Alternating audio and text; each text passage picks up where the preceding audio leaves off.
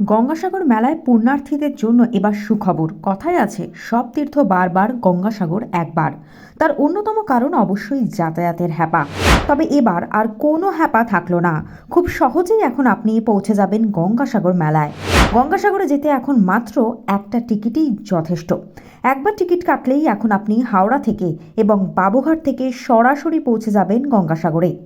মজার ব্যাপার হলো, ওই একই টিকিটে চড়া যাবে বাসে এবং ফেরিতে।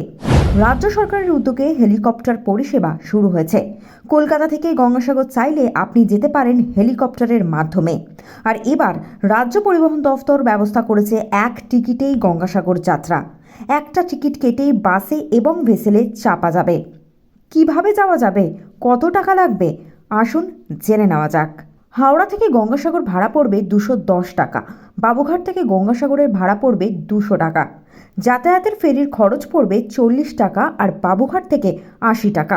এরপরে আবার বাস ধরতে হবে, সেখানে ভাড়া পড়বে 60 টাকা। 12ই জানুয়ারি থেকে শুরু হবে এই পরিষেবা, চলবে 17ই জানুয়ারি পর্যন্ত।